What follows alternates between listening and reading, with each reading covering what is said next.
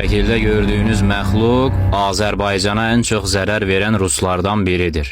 Rus siyasətinin Azərbaycana etdiyi zulümləri 8 milyard dünya əhalisi əlinə qələm alıb tək sətirlə ifadə etsə, yenə əksik qalacaq məlumatların olacağı qaçınılmazdır. Azərbaycanın bütün milli elitasını məhv edən qırmızı şeytan SSR-nin ordusu 79 nəfər hərbiçimizi 1920-ci il iyunun 6-sında həbs edib, Nargin adasında məhz bu adamın sərəncamı ilə güllələmişdir. Adı Semyon Alekseyeviç Pankratov. Rusiyanın 11-ci Qırmızı Ordusunun xüsusi hərbi əks kəşfiyyat şöbəsinin rəisi vəzifəsini icra edib.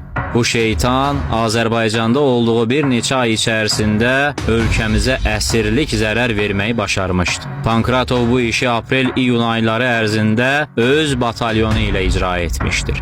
Azərbaycanda ilk kütləvi qırğınların, milli hökumət üzvlərinə sui-qəsdlərin və repressiyaların təşkilatçılarından biri kimi tanınır. Nəriman Nərimanov onu vəzifəsindən uzaqlaşdırmağı bacarsa da, artıq o yetərincə zərər vurmuşdu. Hətta bir mübahisədə Nərimanova demişdi ki, mən güllələyəndə Orconokidze və Mikoyanın göstərişini icra etmişəm.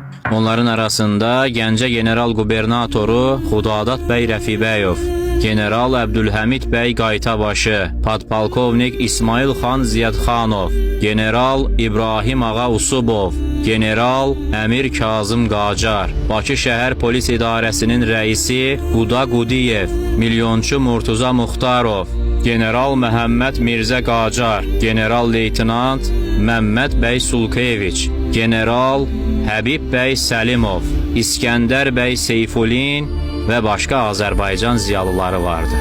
Cinayətləri arasında sadəcə Azərbaycan xalqı yox idi.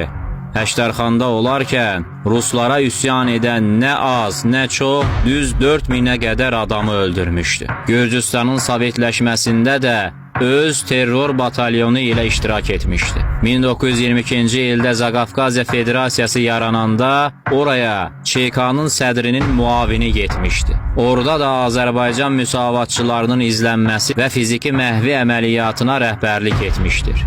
Azərbaycan ÇK-nın Tiflisdə oturan kuratoru kimi bu idarənin 1920-1923-cü ildə apardığı bu əməliyyatın istintaq sənədlərində 1923 tarixi ilə order və sənədlərdə onun imzası vardır. Ruhunu lənətlə yad edirik.